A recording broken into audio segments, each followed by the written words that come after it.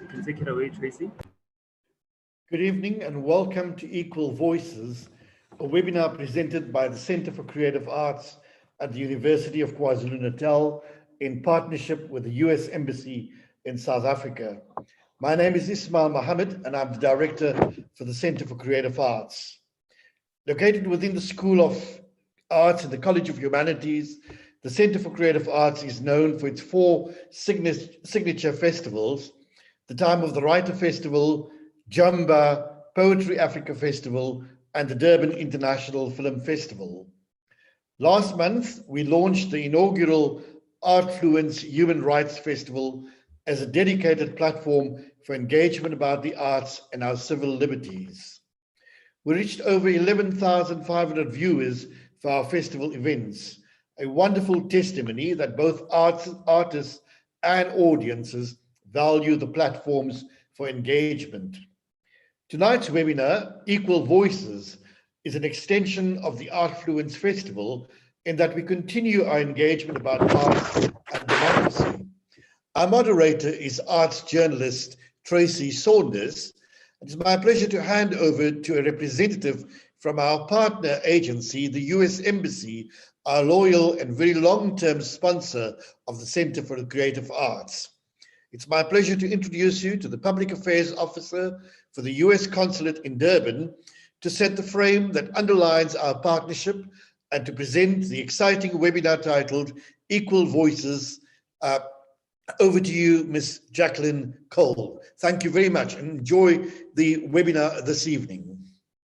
Thank you so much, Ishmael.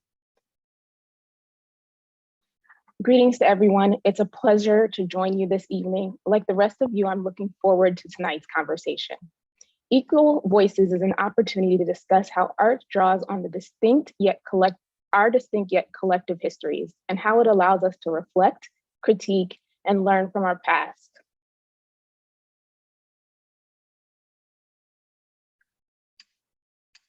So that we can inform public discourse. We at the US Consulate in Durban are proud to partner with the University of KwaZulu-Natal Center for Creative Arts on this endeavor. I am confident tonight's event will be an insightful continuation of the discussion CCA began with their inaugural Artfluence Festival earlier this month, a 3-day program which explored the intersection of art, democracy, and the transformative nature of the South African Constitution drafted 25 years ago.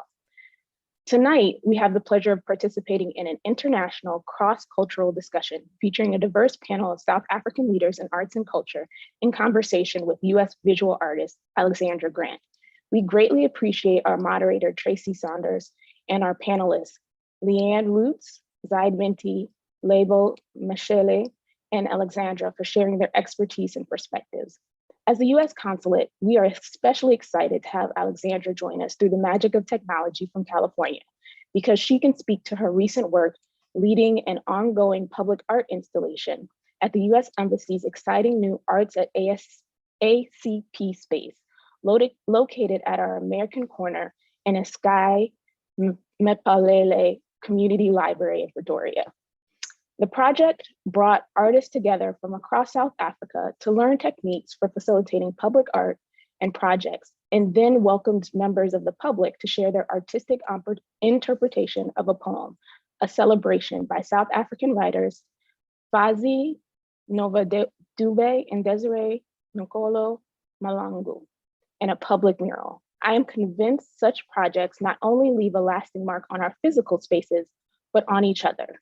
In fact, I mentioned to Alexandra and some of our colleagues in the run-up to this event that one of my most transformative experience as a student in the United States was working for a nonprofit organization that focused on the area of deliberative democracy, or what we often describe as democracy with a lowercase d. So rather than focusing on elections or voting, our coalition helped bring communities together to have open dialogues about events and public policy that impacted them. In these meetings, some small and some with over 1,000 people, I watched citizens from different neighborhoods, political leanings, and backgrounds participate in a process that afforded each person the same right to respectfully share their thoughts about issues with which they felt passionately, and with others with whom they otherwise may never have engaged. It never failed. During these meetings, I witnessed perspective shifts, compassion and understanding expand, and relationships bloom. That, in many ways, is democracy at its best. And this approach can be made even more powerful when we add the elements of art and culture, which have a unique way of allowing us to express our identity, beliefs, and humanity to each other. So in closing, art has an undeniable ability to bring people together. Art has brought us all to this space tonight, and I, for one, cannot wait to hear the voices of our panelists and your questions. So thank you again for joining us, and now I'll turn it over to our moderator, Tracy Saunders. Thank you very much, Jacqueline, and a warm welcome to the audience wherever you are in the world and to our panelists. It's indeed an honor and a privilege to be in the company of such esteemed artists and creators and people that have, in each in their own way, really touched my life and made me, benefit greatly. I'm not going to give long introductions to everybody, but I will introduce them before they speak. I think their CVs are so extensive, we'd be here all night if I went through all their multitude of awards and talents. I'm first going to hand over to Alexandra Grant, and thank you so much for joining us all the way from over there in the USA. I think one of the most interesting things that's come out of the pandemic, and it's not as if we couldn't do it before, but I think the cross-continent collaboration and collaborating with people that are so far away in the virtual space has really given a lot of insight and a great amount of energy to all of us on this side of the continent. So Alexandra, if you could just speak a little bit about your project. Alexandra is a visual artist, but she works in so many different mediums that it's difficult to encapsulate which one she's going to speak to us about. I specifically love the work that you do with words and the conveyance of words as more than just text and that they're bigger than their actual meaning. So if I can hand over to you, and if you could do your presentation and just tell us a little bit about your work. Thank you very much. Absolutely. Good morning from Los Angeles. Good evening to you all. I'm so thrilled to be here. What an honor to be with such esteemed colleagues. And my only regret, of course, is that we're not doing this in person. As Jacqueline showed you images earlier, those were images of a project that's currently happening at the ACP. And it's so wonderful to see artists who took the course that I gave a couple of weeks ago and elaborated a methodology of taking a poem and turning it into a mural that encapsulates the spirit of the language. The fact that it's in a library is so exciting. So I'm just going to read to you a little bit of the poem because I think you've seen those wonderful images. And I think I'll just share a celebration by Noxolo Desire and Fadzai Nova. To walk into a library is to stumble into a celebration, a tribal party of diverse books, each uniquely designed. It's walking into an embrace of welcoming aunts and uncles, dancing and ululating, bearing different gifts of knowledge, precious wisdom collected from an ancestral line that puts seeds into our hands to edify our sacred lands. Like air that holds no preference, like spirit held in trance, this here is a ritual as we dance between the shelves, tracing our fingers on spines that carry the colors of all seasons. In the silence of this library, if we go beyond the teaching of judging people by their covers or the content in their pages, because it's different from our own, we birth the opportunity to find a peace we've never known. Aren't we just beautiful? In our sun-kissed hues of skin, let our kin not get lost in translation or marred by segregation. Let our books pass down as tradition to nourish coming generations. We are all books in this library with different stories and identities. To read is to join in the celebration. Are you here for the festivities? What's so extraordinary about this poem is that it was written by the two poets for the project of creating a mural in the library. And what was so inspiring to me is that they really understood the purpose. The purpose was to create an image in our heads, and then the invitation to participate in creating that image was left to the artists that I helped trained in the workshop who became ambassadors for the project.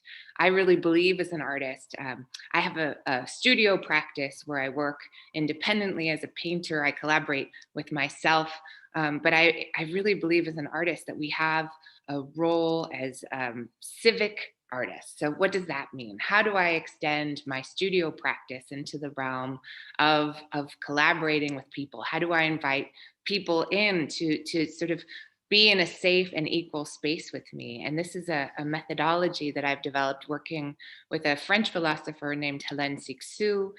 We worked in Paris, Los Angeles. I've now worked in Guatemala. And now across the technology of Zoom with artists in South Africa. And as you could see from those images, everyone was welcome and happy and able to bring their creativity to the project, even if they didn't identify as artists, because we all have heads filled with images. And for me, that is the key of cultural exchange, especially when I work beyond the confines of my own studio. So Tracy, I don't want to go on for too much longer, but I think that sets the tone for what I've been collaborating with. Thank you, Alexandra. Yes, that's great. And I think I really love that poem and way that speaks to us all as books and not judging each other by our covers. There was a recent project in Cape Town called Living Library, where instead of taking out a book, you took out an actual person. And I think that your mural really encapsulates that of art as a living experience. I'm going to cross over to Lebo first, if she's in the room. I know that everyone's having challenges with load shedding, so if we are a little bit sticky, please pardon our stuckness. Lebo doesn't need any introduction to South African audiences, but for people that may be joining us from other parts of the world, who she's probably well known to as well, she's a poet, she's a writer, she's a performer, she's a singer, she's a presenter. She wears many, many, many hats. My personal favorite is her as a writer, and of course her extraordinary theatre piece, Venus versus Modernity, where she told the life of Sakie Baartman so absolutely eloquently, and although it's an historical piece, I think spoke so clearly to our times. Lebo, if you could tell us a little bit about your work and how you see both your writing and your theatre work, how it kind of enables communities to tell their stories. But if you could, before you do that, if you could introduce, we've asked everyone who's joining us tonight to share a piece of their own work. And I've asked Lebo if she wouldn't mind sharing one of her poems with us. Absolutely, I'm very happy to. Thank you so much, Tracy, for that beautiful introduction. I'd like to share kind of two pieces. One piece being my family praise poem, the Sithakazelo Sereto sa Ha Mashile, which is probably the oldest poem that I know, and kind of grounds me in the certainty of my origins. And then another poem about origins that expresses the polar opposite sentiment. The poem you asked for, Tracy, Inside Outsider. Re ba mashile ba segodi sa malekane, mokibane wa monesa morale ngwana wa lepula na pula ha tshabe. Ke matšhabatladi serutha ka mosela ntheng ya thaba magale a segogobele re matšhilwane a šibe a šilana kala mošidi ka mošo a šila tlhogo tsa batho rena ba maswi ka maramaga ekego mai a tšhilwane. Insider, outsider. Home is a foreign land that hurls the might of its confusion around the world. Strangers believe they know my bruises, the smallness of boxes they call eyes, and woo them into a false comfort. I will not live in boxes. They are not my home. Home is laughter. Home is rounded figures. Home is a sharpened mental weapon to be wielded against foreigners of the spirit. I'm tired of being different. My feet burn from the fires of those who have been anointed with the certainty of origins. I will wander the earth in search of my tribe, or build it from the shreds of boxes with my own hands. When I interact with artists and creatives, I feel like I'm interacting with my tribe. I guess I have many tribes. I belong to the tribe of feminists and activists. I belong to the tribe of artists and creatives and poets. I belong to a tribe of moms. I belong to a tribe of migrants. But I think what is powerful about poetry as a tool is that poetry is a human function. Civilizations are born, human beings come together and create community and immediately create language and immediately start singing and start making poems. This is how, it's one of the hallmarks of human civilization. So poetry resonates everywhere, and poetry can also live everywhere. That's been the the kind of core of my practice as an artist is trying to find the current of poetry that lives in all of the things that I do, whether it's in theater or in television, and or in whatever space, working with artists, working with fine artists, working with dancers, working with fashion designers. I think that what makes that come alive is collaboration at the center of being a multidisciplinary artist. Like what Alexandra was saying is, how do you invite people in? How do I take the solitary process of being a writer, which is a very isolated process, you know, and often quite lonely. I mean, there's a part of my spirit that is very introverted and that needs to spend copious amounts of time alone. And then I also need equally to be able to interact and be in the company of artists, be in the room of creatives where new work is being born and ideas are colliding. That also equally gives breath and life to my spirit and to my work. How do you create that in a pandemic? I mean, in many ways, you know, the two poems that I read, you know, the Mashile praise poem is a very old poem that documents the lineage of my family, that speaks the male and elders, you know, that will tell the male lineage, of course, right? But it's, for me, it's as close as skin. It's a prayer. It's like a technology that I turn to try to understand who I am and to ground myself. At the same time, I also have a very fluid identity that moves through different worlds. And I feel like that's kind of like the moment that we are in right now, is we are anchored and grounded in our own houses because of this pandemic, where we're grounded physically in our countries. I mean, South Africa is a red line country right now. I spent the last 20 years living out of a suitcase, being on the road. You know, this is the longest I've been in Johannesburg in 25 years, you know, like, so physically being grounded and isolated, but at the same time, being able to connect to so many different artists from all around the world in ways that are just mind-blowing. The kinds of conversations and connections that I've had in the last year, it would have taken me 10 years of traveling around the planet to be able to meet these people. I'm also very aware of the fact that there's privilege and access that allows me to even be able to have that conversation and work in that way, you know?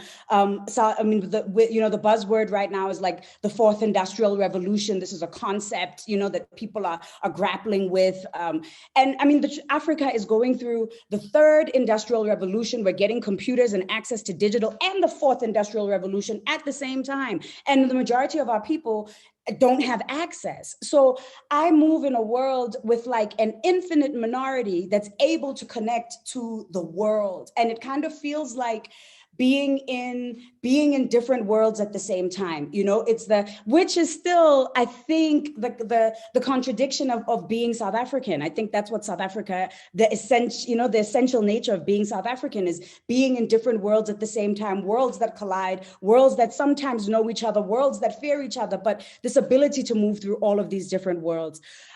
There's a part of me that feels, I don't know what I want to say. There's a part of me that feels kind of a sense of guilt about being able to access the digital space and being able to step into the future. But at the same time, I also feel that it is important for artists in particular, for creatives in particular, and African creatives in particular, to imagine the kind of role that creativity is going to play in the fourth industrial revolution, so that we are not handed a role, so that we have an active role in it, and so that we can use it to help advance the continent. So this push and this pull, you know, is the tension that runs through my work, and that allows me to be able to make poetry live in these unusual worlds, these usual but unusual worlds, because poetry has always been everywhere. It's who we are, you know, and we keep coming back to it in its raw form and in new mutated forms. Thank you so much, Lebo. Thank you for those poems. They were both absolutely beautiful, and a reminder again of how words will always win the day. Zaid, if I can ask you for a short introduction, and I know that Zaid is sharing a picture with us, and you'd spoken earlier, Lebo, and you mentioned as well, Alexander, about creating communities and allowing communities to tell their story. The picture that Zaid is going to share with us is of the District 6 Museum in Cape Town, and I think that there are few premises or places in Cape Town that kind of encapsulate a history of a place and people and in a way a kind of microcosm of South Africa in such a beautifully artistic but very heart-wrenching way as what the museum does. And I know Zaid's been involved with that for a long time. Zaid has also been involved in a lot of different organizations and on a policy level, but speaks, I think, to kind of the broader overarching way of getting communities together and crossing divides, which are not just geographical, but very often in South Africa, people can be geographically quite close to each other, but miles apart in other ways. So if I could hand over to you, Zaid, and if you could speak through your picture. Thank you so much for sharing it with us. Thank you so much, Tracy. And thank you to the Center for Creative Arts for this great honor. The Center is a very important national treasure, and its work has significantly enhanced the public life of Durban. And it has such a great team, and I'm very excited that new energy has been injected in it through Ismail's appointment. So the role of art in informing public discourse is pertinent as an issue to discuss. While art was central to the liberation struggle, it has been sidelined in our contemporary times by the very loud discourses around creative industries. This has unfortunately stunted a more balanced response to the role art plays in society. Economic issues matter greatly to artists, and artists too must eat, but making everything about economic development impacts broadly around our thinking about society. There's also the question as to why creativity should be considered just the domain of professional creatives only. And Alexander picked this up. And so this dialogue is a very helpful one at this point. So the work I've chosen is a work which inspired me, is the map which forms the centerpiece of the District 6 Museum's permanent collection. It's a very old piece, but it's been a very important part of my becoming as a practitioner. It was developed in 1994, 95. So let me give you a little bit of background. The District 6 Museum is a community museum run independently. It was established in 1994 to serve as a point of dialogue and a vehicle to remember the impact of the Group Areas Act on Cape Town.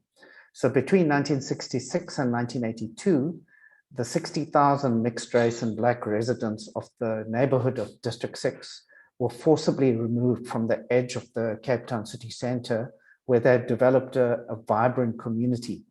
They were dispersed to the far edges of the city borders, where few facilities and support structures existed. The entire area, with its shopping street, many cinemas, community centers, schools, flats, and houses, were razed to the ground, and the rubble dumped into the sea. The results were drastic. Its negative impacts on many aspects of Cape Town persist today, both in the Cape Flats as well as the inner city. Now, the museum is unique. Its governance structure consists of artists, heritage activists, educators, and community leaders from all District 6, who together have shaped its strident anti-racism, its humanism, and interdisciplinarity.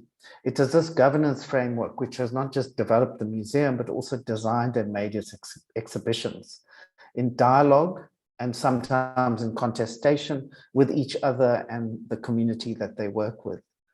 So what excites me is that the museum actually exists in a sense as an art object, with earth hues dominant, reflecting the scarred landscape it talks to a few meters away from its entrance. It is filled with poetry and photographs.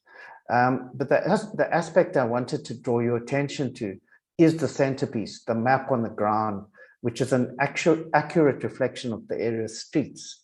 The map is interactive in the most basic sense, in that ex-residents often bend down and write where they lived.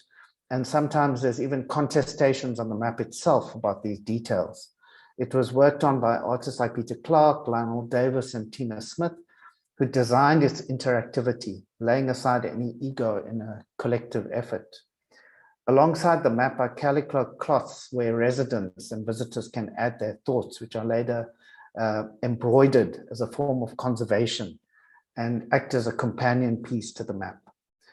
So what the work shows, I believe, is how an artistic framework can allow multiple voices and perspectives in respective place to be recorded, acknowledged, and thus heard. And this adds to the public discourse, creating a space for engagement with others. And this plurality of narratives, I think, is very important, as it allows for a high level of political, socio-political understanding amongst people, and a space for reimagining a different city. And it can teach us a lot. And I think the words that Alexander used was compassion and empathy. And I think the space is really brings that out in the map in particular. But it's also a space of dialogue. And I think oftentimes of contestation about a whole range of issues that are political, social, cultural, spatial. And I think these two, dialogue and contestation, are very important to public discourse. And it is what the artists in the District 6 Museum through the map have managed to provide as a framework for people to find their voice through. Thank you very much, Tracy.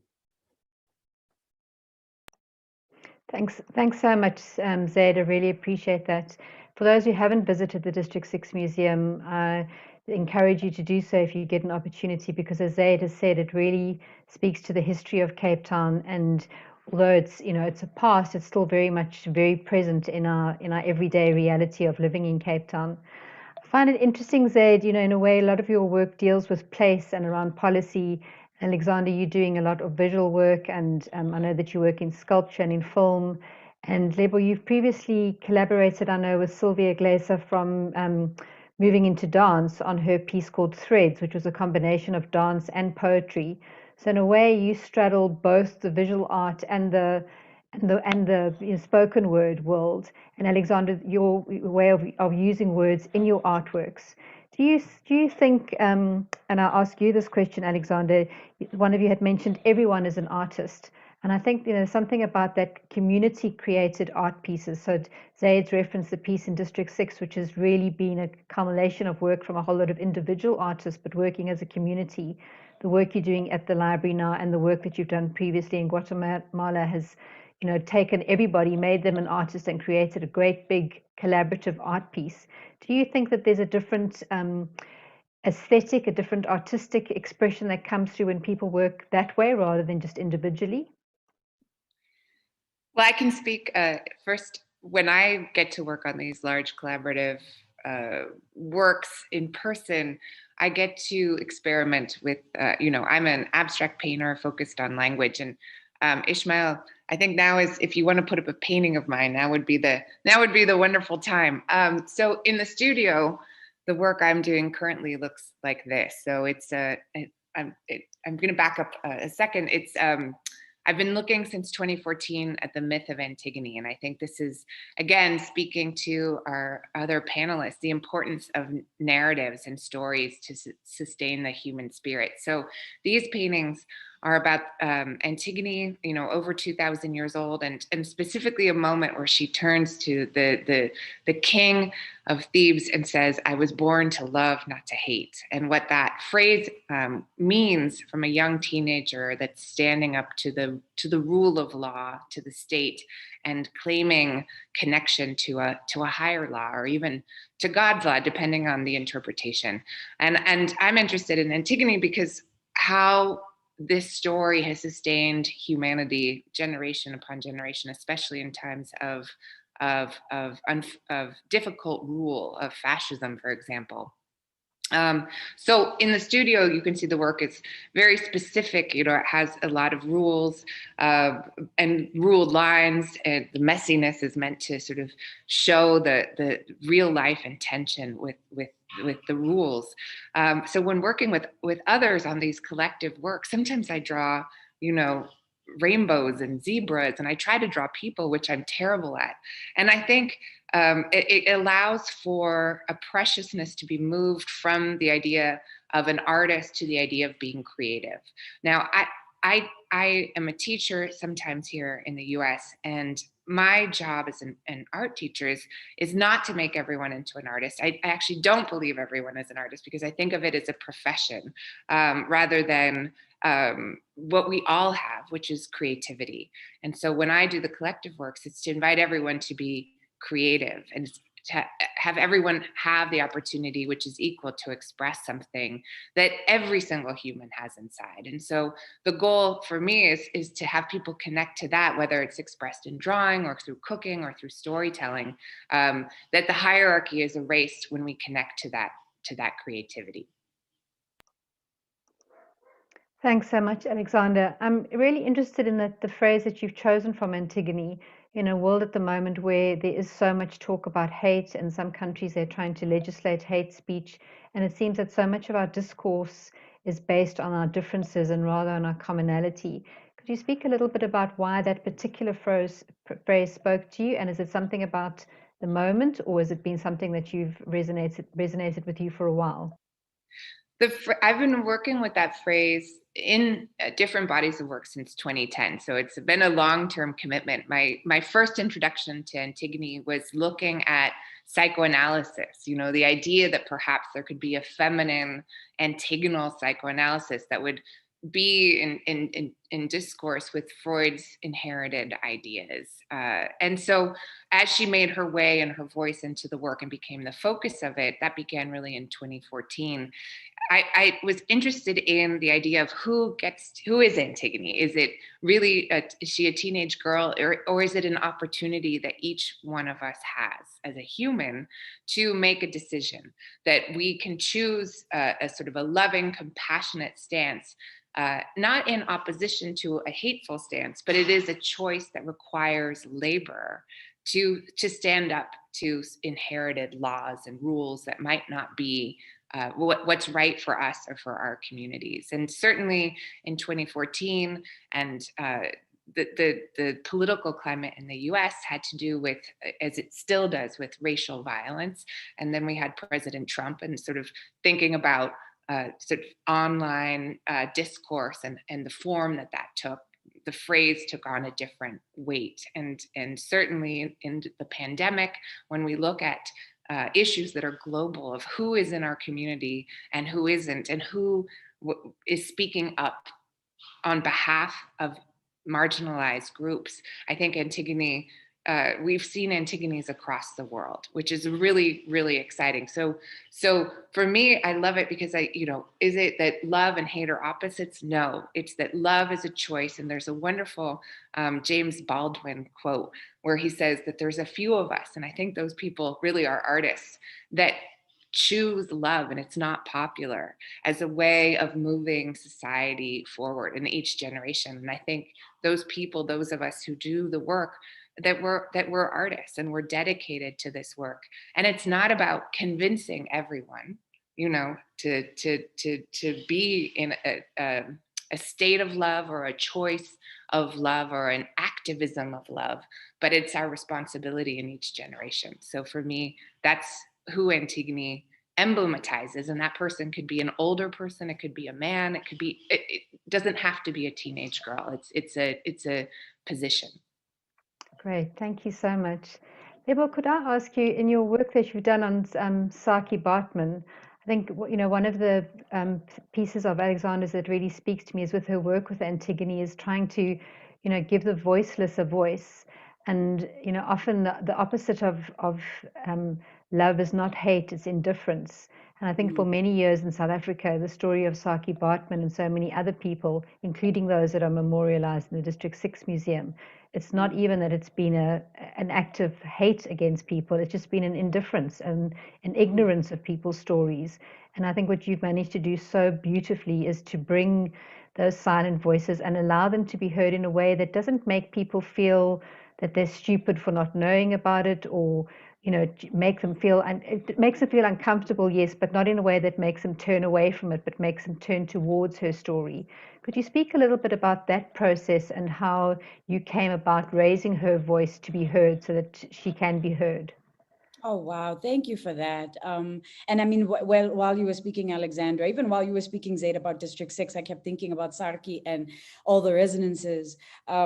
This story has been with me for probably about 20 years. I was in university when the repatriation of Saartjie Baartman's remains from the French National Museum, where they'd been for more than 100 years, when the process of her body was initiated to bring it back. And I remember vividly that that a poet's poem catalyzed this. And of course it wasn't. I mean, that's a romantic kind of myth, but there's also truth in it. And there's also truth to the fact that, generations of activists, of feminists, of people around the world who care about Black women, who care about Black women's representation, who care about what happened to Black people during slavery, that they were very aware of Sarki, and that they were very passionate about her remains returning home and about her story being remembered. So I know that my work exists in the continuum of works created by Nelisiwe Xaba and Napo Mashiane and Gail Smith and Zola Maseko and Diana Ferris. Many people have visited her, have evoked her. I kind of see her as the archangel of Black female representation. She's an archway that you kind of need to pass through as a Black woman to understand how you are treated in the world. When I first started staging the show, when it was still in development, one of the audience members, because we have a discussion after every show, because it's such a heavy piece and it just evokes so much, it feels like an environment. After the piece has been performed, you can hear the words in the air. So we speak, for a length of time after the show. And one young woman said to me, I'm sad to say, but I'm not ashamed to say that I don't know this story. And that's what made me realize that this is an educational piece as well. So the title of the piece is Venus versus Modernity.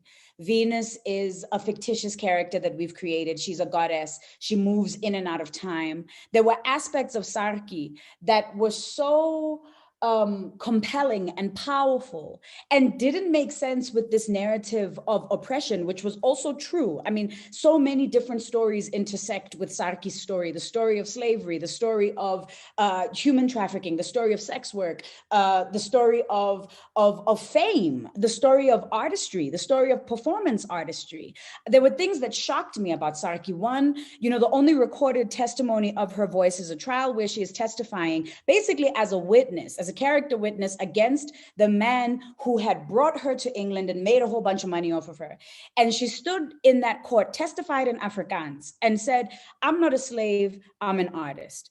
And, the abolitionists who were agitating for this man to be arrested on the grounds that he had brought her into slavery. This was at the time when the abolitionist movement had banned the importation of slavery in the UK, but slavery itself was still legal.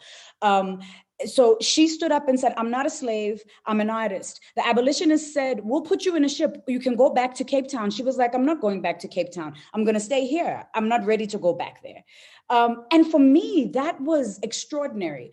Her fame was extraordinary to me. The fact that this woman influenced popular culture, influenced fashion, that she was as visible as Beyonce or Kim Kardashian, but there was nowhere where her voice was heard. When I started to research the shows that she was doing at Piccadilly, she was doing 12 shows a day at the peak of her fame. The part of her life history that we know is only 5 years. All of this happened in a space of 5 years in Europe. And in those 5 years, she was catapulted to a level of stardom that, that is akin to, the kind of superstardom that we know now, except this woman was also completely disempowered. So the tension between these two, when I started to research the kinds of shows that she was putting together, when she was at Piccadilly, she was singing in different languages, she was playing instruments, she curated the costume that she was wearing. There were other times in her journey in Europe where she was extremely oppressed, where she was exhibited with animals, where she was forced into sex work. But there was a window where she really was able to express her art. And I looked at the story and I thought, actually, this is the story of contemporary fame for Black women. This is the story of objectification. This is the story of hypervisibility and of being erased. So as much as there are many people who we've shared this play with who didn't know the historical facts of her story, once we start to unpack the issues that her story raises, every Black woman in the audience knows this story because they've lived it.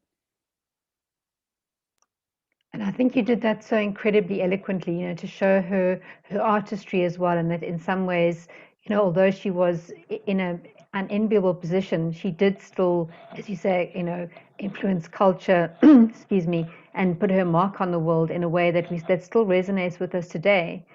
Zaid, can you speak a little bit about the history of, so the District 6 Museum, resides in a specific place and time in Cape Town.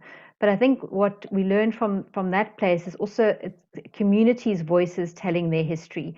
So very often, I think what District 6 Museum does very well is highlights individual stories. So although we're very aware of the plight of the whole community, it's through those individual stories that are so beautifully highlighted in the museum that we understand the amount of pain and suffering that people went through. And do you think, allied to that question, is there a place in contemporary South African creativity or artistic spaces for the current stories of dispossession and discrimination and social injustice to be told? Thank you very much for that, Tracy. Yes, I think there's a significant place in South African kind of the cultural environment to hear stories. And I don't think it's necessarily always stories of dispossession. It's stories of being human. And I think that's where District 6 has been incredibly successful. It's about humanizing people who are seen as non-human or seen in an indifferent way. And in fact, there was quite a lot of hatred, in a sense, also coming from the apartheid leaders of the time. But I think there is a place for these stories, because I think it's the stories that allow us to really understand who we are today by looking back. And I'm reminded always of a story that the District 6 Museum that caused a lot of contestation in the museum. And that was a piece about a hairdresser who often cross-dressed, and another piece which was called Cupie, which became a film about a kind of very early person who could be seen as a kind of transgender activist of kinds. And I think these stories were really important. And in the early 90s, when the museum came about, or even in the sort of early 2000s, these were still transgressive stories to talk about, even in the museum space. But I think it's that space that allowed dialogue and allowed contestation to exist at the same time, as I said before, that I think is really important, because I think the story of Cupie, and I forget the other person's name, created quite a lot of stress for people about how to tell the story. But for young people today to have those stories in the exhibition is very important, especially now that questions of gender are much more openly spoken about. But then to reflect back that people were fighting these battles in different ways, and to have the full story, in all the kind of beautiful pictures and the memories that are recorded and voiced that are often used in various ways, either in exhibitions or in video work, is very important. And I mean, not too long ago, a really wonderful project was done called Hays Kombuis, which Tina Smith curated, which was basically a number of women and one male who put together their recipes in a beautiful book. And there was a lot of artistic work done in putting that book together. And I think it was very important for those individuals to be in the project of making this work, but it was equally important for people to see the people, to read the recipes, to see their artwork, and to engage with them. And there's been various kinds of products made from that particular project that have been really important. So I think I think there's a huge role that creatives can play in putting forward other people's stories, creating frameworks that allow stories to be heard. And I like what Alexandra was talking about, because it was really about artists, in a sense, on one level being an artist, But on another level, in working with communities, putting an ego aside and working as a collaborator or a facilitator, and helping those voices to be heard in a different way. That's really important. Thank you, Tracy. I hope I answered your question. Yes, that's great. Thank you very much, Zaid. I appreciate that. You'd also mentioned the use of cooking and food in your work, Alexandra, and how, you know, people coming together. I find it interesting that, I mean, that project that Zaid talks about at District 6 really, for me, is also one of the most beautiful projects that District 6 has produced, in terms of you get to really know people by what they eat. And I know that you've worked in very many different places across the world. Is there a commonality with when you work with people with food, for example, as opposed to words? Or, I mean, for me, words are food. So how do you engage with people when you work in the dimension of working with that rather than other traditional artistic materials? Well, food is something every human shares in common. So with the group that I was able to work with in South Africa in the last few weeks, the first question of our first morning, our first workshop, was, if I visited you, which I so regret that I'm not here with you in person, which food, what South African dish would you recommend that I eat? And the joy of a group of strangers, immediately, it implied, I would take you to this place. I would bring you to my home.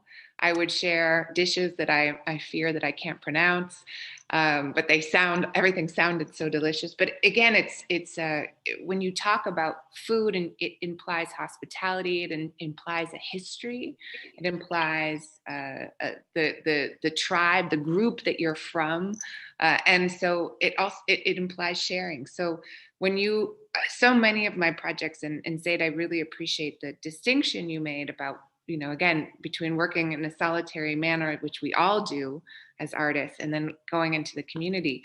Food implies coming together as equals and sharing stories around a table, whether it's a metaphoric or a real table. And it implies something that we all share in common, which is the need to nurture ourselves. And it's a very significant way of showing care. And I think that work that we do outside Lebo, I'm sorry, I have no idea where you work. So, this is me being an artist talking about writers, but I fantasize about where you write, and I assume, it could be on the sofa, or it could be at a computer, it might be by hand. But when we leave the space where we work in a solitary way, how do we rejoin other people on a platform that makes us all equal? And I love the French word cadre, because it's the sense of framework, how can we find frameworks where within that space that we can have an exchange, no matter who we are outside of the framework, and our differences of gender, race, ethnicity, religion, height, in my case, that we can be together. And I think that food is both a real way and a metaphoric way of creating that space for exchange. Great, thank you so much. I'm so pleased that Leanne has been able to join us, regardless of what ISCOM's plans were. Leanne is a choreographer, an amazing thinker, a scholar, a teacher, and a dear friend, and someone who's contributes greatly to the cultural landscape of South Africa. She works in the medium of dance, but her work is not confined exclusively to dance. And I'm going to ask Ishmael to just please show Leanne sharing a short film.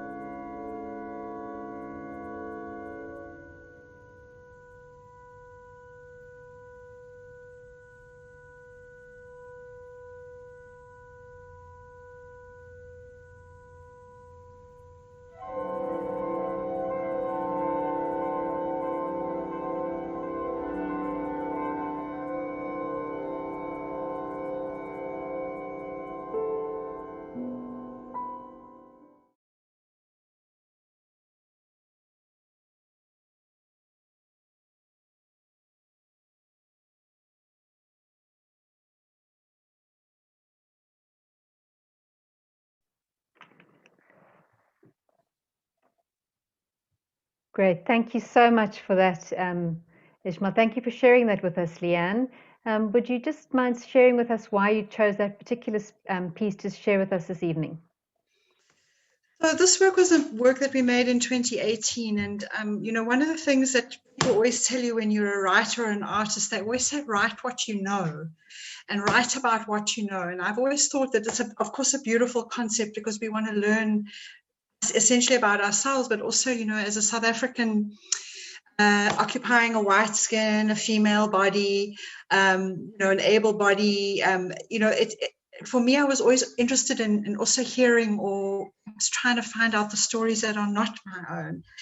And this work was based on an incident that happened in 2018. A woman called Elizabeth Moketa came from Orange Farm, and she went to Luthuli House to go and ask ANC about service delivery. And she landed up walking into a protest. Some of you might know the story. And although she was not part of the protest, this kind of, the faction fighting that had begun between the men, and this woman was beaten very badly. She was an older woman. She was beaten very badly. And the actual story of her being beaten and the video of it went viral.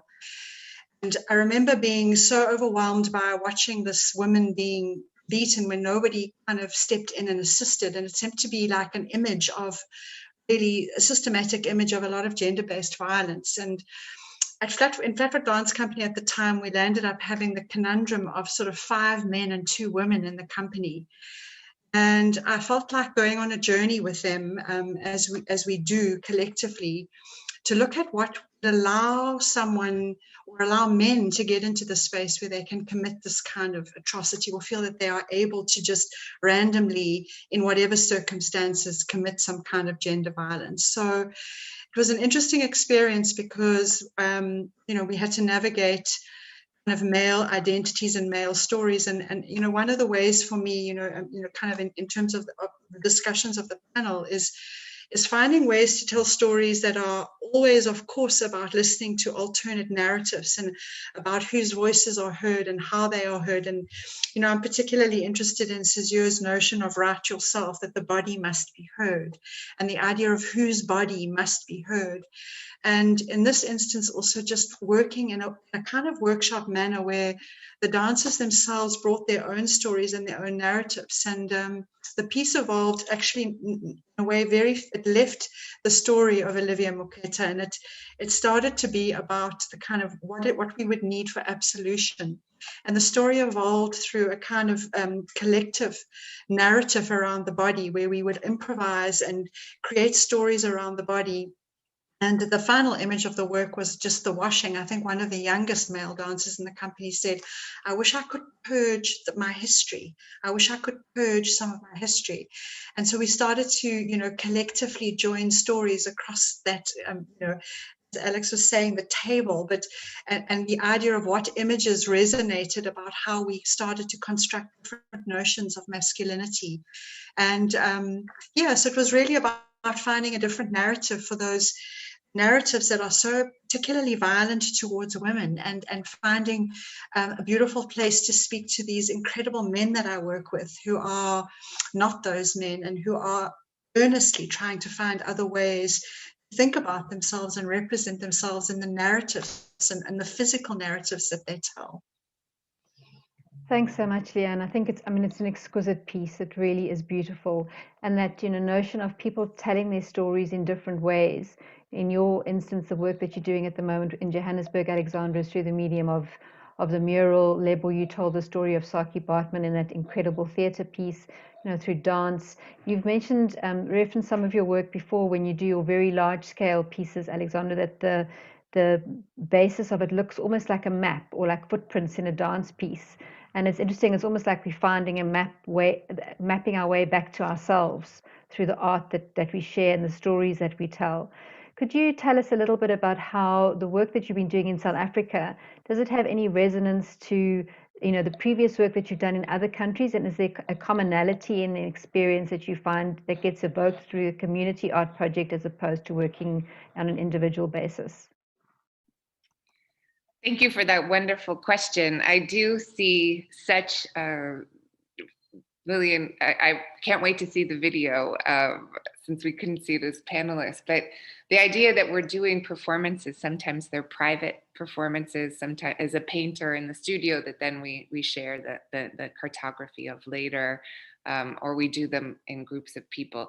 Working in South Africa only continues to reaffirm and reassure me of the brightness of the human spirit across the globe.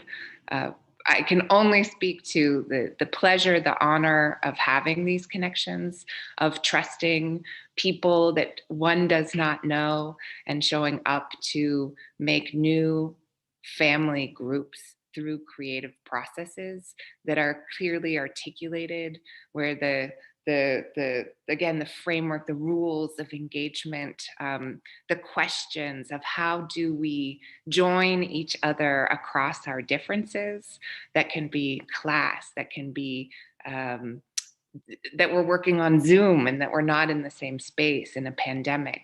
They can be gender-based differences. And so how do we have the kind of practices that I would call a feminine practice that bring in these questions of difference into the very process, the very DNA of any creative outcome. And so working at this great distance across so many kinds of difference has only, again, reaffirmed in me hope and belief in the human spirit. And to be on this panel across this metaphoric table from these other wonderful artists and from you, Tracy, again, reassures me that it is through our efforts to choose love, to choose to communicate, to choose to do our work, when so many times I'm sure I'm not the only person who might want to abandon because it's so much work.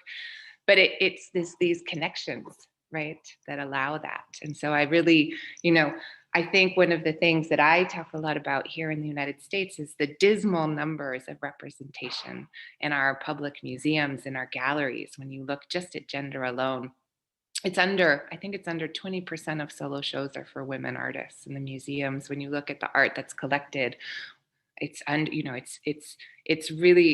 numbers are so dismal. So just showing up not in a masculine way, but showing up with our methodologies that are inclusive, that are radically inclusive across difference, is a way of being in the world that I can see the other artists here also bring into their practices. So I call that a sort of a feminine art practice, and to know, again, that there are people everywhere who are thinking like this gives me hope. So I really thank you. Thank you, Alexandra. I love that phrase, radical inclusivity.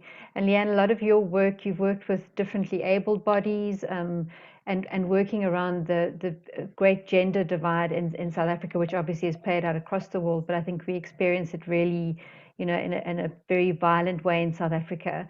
Can you speak a little bit to the way that you work with different abled bodies and that radical inclusivity and what that means in a South African context, not just in range of able-bodied people, but in race, religion, culture, creed, access to education. There's so many things that divide us in South Africa, and yet your work with Flatfoot seems to manage to cross those divides with what looks from an audience point of view with relative ease. And I'm sure it's not as easy as it looks on stage, but could you speak a little bit about that practice which reinforces that radical inclusivity? I think, I always say when we're working, if we can't get it right in the dance studio, we're never going to get it right in the country, and we always have, and we have times of incredible, conflict, and, it's been a long journey to learn that somebody can criticize or critique what you're doing, but they're not criticizing you, that what we do, so that's also been a learning. But, for me, I like to meet people as they are. So, whether we're working with bodies with disabilities or whether I'm working across race, gender, class, whatever it might be, is that you meet the person as they are in the room. And far from, we always work with this notion that we should find out what somebody can't do so that we don't overstep the mark. And I've kind of made it a principle never to find out what people can't do, because they'll find their own way through things. So whether I'm working with dancers living with disabilities, or we do a lot of work with dancers with Down syndrome, it's about meeting people where they are in the room and making sure that they are in the room. I always think, Nadine McKenzie, who's one of the, a dancer with Unmute Dance Company, she always has this beautiful analogy. She always says, when you look around and use Alexander's metaphor, if you look around the table, who's not at the table? And that idea of saying, well, if whoever's not at the table needs to kind of be encouraged to come and eat with us. And so for me, that it's become quite a significant thing in a way. I mean, I also grew up at a time where I never felt like I belonged anywhere, And so I think in my own sense, I think that working with people who've never felt like they've belonged, to find a way to include them in a kind of sense of belonging. And for me, whether I know Lebo works with language, and I know that, there's many ways of working, but for me, the body is such a visceral engagement. Race is not an abstract concept. Gender is not an abstract concept. We feel it on the body. If someone, disrespects us, we feel it. We feel it with anxiety and pain and shame and anger and rage. And I think that, I'm very fortunate to work in a kind of physical medium that allows that viscerality of the body to kind of just include all of that in this mix that allows us just to meet people, whoever they are, in the room as they enter. So, yeah. That's beautiful. Thank you, Leanne. We're drawing to our close. I just want to check with the moderator if we have any questions. I don't think we've had any questions from the audience yet, but if you're watching anywhere on YouTube or Facebook, please feel free to send us your questions and we'll pose them to the panelists. While we wait for questions to come in, Zaid, could I ask for your closing remarks in the notion of redrawing a history of South Africa? There's a lot of histories have been, our history is contested and people don't always agree on what happened and who did what to who. And I think the District 6 Museum that you so beautifully illustrated is one of the places where people are allowed to tell their own histories. Is there a place, you spoke about, that there are places for South Africans to tell their stories now, but how do we do that? What's a practical way of having equal voices so that all histories are shared and that everyone's voice is given equal weight? Thank you for that, Tracy. I think we're in a very difficult time as far as allowing people's voices to come out in South Africa. And I think the work that a lot of cultural activists, Ismail, a whole lot of others are doing at the moment to try and get the Department of Arts and Culture to listen is very important. At the moment, the kind of opportunities have been really shut down by COVID and the situation that we're in, but it's just shown up the challenges that were there before.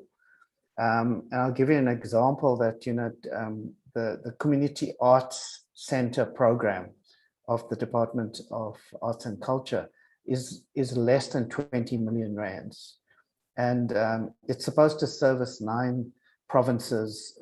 There's been very little movement on that project in over 2 decades. And I was a consultant on one of the projects at one point recently, looking at what happened with the Community Arts Center kind of moment, as it were.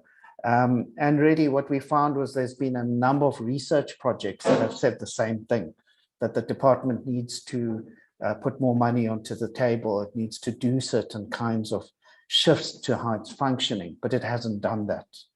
And we're sitting in 2021 and they still haven't done that. They keep bringing forward research projects, but no action. So the problem really sits with not just the department, but it's also about us as people in the cultural sector demanding something that's different to what has been there, and not just demanding funding, but demanding that the needs of ordinary citizens are listened to and heard. So that would be my input. I think there's possibilities and opportunities, but at this time nobody is really hearing each other sufficiently, and I don't think the doors are open from government. But I also think from the cultural side, we're not trying to make the case sufficiently beyond the arts funding. And I think that's something we have to try and find a way to shift. Thanks very much, Thanks, Zaid. Tracy. And I think it's not just a question of finances. One of the comments that's come through from Facebook is someone who said, I thought that art and poetry had little relevance to the narrative of most communities and individuals. This changes my perspective entirely. And I think that is one of the valid points that, one can have as much money in the world, but if communities and people themselves aren't invested in art and in creativity, then, you're fighting a losing battle. And I think platforms like this provide us with a valuable opportunity to show people that it's not just about, art in a museum or something that's unattainable, but something that everybody can participate in. What you said, Leanne, which I really loved, is about, concentrating what people can do. And I think you did that with Saartjie Baartman's story, Lebo, was not just focusing on her as a victim and a slave and someone who was oppressed, but also looking at her incredible artistry. Alexandra was mentioning now about the very small percentage of women that are represented in the art world, whether it be in visual arts or exhibitions, directors, dancers. Here was a woman who, hundreds of years ago was presenting 12 performances a day, as you were saying. So, how we look at people and how we tell their stories and which we kind of, share their stories going forward and focusing on what we can do. Picking up on what Zaid said about access and allowing communities to have a greater access to art and to increase the voice of artists. Could you maybe speak a little bit about that?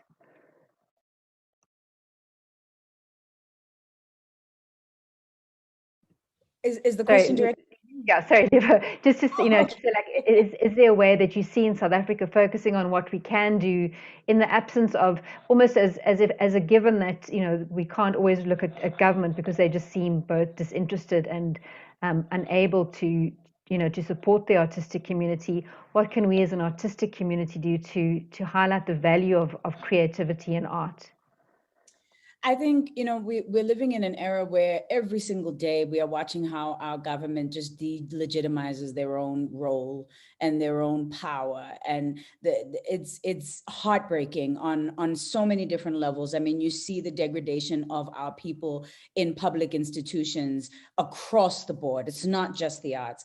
But what is really glaring about the arts, as Zaid had said earlier, is that the arts played an absolutely essential role to the liberation of this country. And these are the same individuals who are aware of this. It's not that they don't know. So, I mean, how do we expect, like, to the person who asked the question on Facebook, who said, I didn't understand how the importance of the role of the arts in communities or the role of poetry. I didn't see how this was important because this is the most unequal society on earth. So people are thinking about arts as people are thinking about bread and butter issues. They're thinking about survival. They're thinking about how to put bread on the table. Everything gets reduced to that. But art is bread. Art is air. It is the lifeblood. It is the ability to create, the ability to innovate, the ability to find solutions to the problems in your own life, the ability to have a range of inspirations around you that you can draw from to refigure what you think about yourself and about the world. This is what human beings need, no matter who they are, no matter what they do. So I think it's deliberate. I think it's by design. I don't think it's in the interest of the most unequal society on earth to have a critically thinking, empowered, creative population when your agenda is just to loot. But having said that, one of the most empowering things that I've seen ever was Abahlali, who took over the National Arts Council building for 60 days and staged a sit-in. And in the process of staging the sit-in to protest corruption, they also created, they resurrected, reincarnated the spirit of this incredible art center that was housed in that space called FUBA. And I mean, every day there were fashion designers colliding with underground artists, colliding with buskers and professional artists and dancers, and just all of a sudden, with zero resources in the middle of a protest and a pandemic, artists gave birth to the art center that we have been needing. But I mean, it's painful now that the protest has been shut down because the Arts Center has been shut down, you know? So, I mean, it just kind of shows, I know that, you know, the word resilient, some people feel like it's a burden at this stage because we have been living through so many different kinds of traumas. You know, being resilient is almost like a noose around your neck. It's saying that I'm inviting more trauma to live through. But the truth is that artists are incredibly resilient. The fact that in the middle of challenging institutional corruption and oppression, we realized that our tool is art. And we created a safe space for the community to be able to access art and for us to be able to access each other across class divides, across racial divides. I've been working for 20 years. I interacted with artists during that protest who I've never interacted with before. So where are those spaces? And is, I mean, the fact that we were able to, as a community, create one with zero resources speaks to how incredible we are. But should we have to do that? Do we really have to do that? Why should we have to do that in a country where there are resources that are being looted? I think you've put that so perfectly well, that it's an act of purposeful design to keep the arts as marginalized as it is. And you know, the sit-in really reinforced how important the arts are and how powerful artists are. And I think that's what makes people so afraid of them, you know, is because they do harness incredible power when they're allowed to speak and to tell everyone's story. Alexandra, are there any closing words from you? I do just want to agree that I see that the arts are a civil rights issue, that arts education, when denied to the poorest people in the world, does not give them the tools they need to imagine the brightest future. I just loved how Lebo talked about that. So I think that we've all shown by sharing our practices today how we each participate in being civic artists, in the sense that we see arts and freedom of speech, freedom of expression, freedom of movement, freedom of bodies to be the part of the greatest civil rights battles of our day. So I'm very grateful to be part of this community online, and thank you all so much. Thank you so much, Alexandra. Closing words from you, Zaid?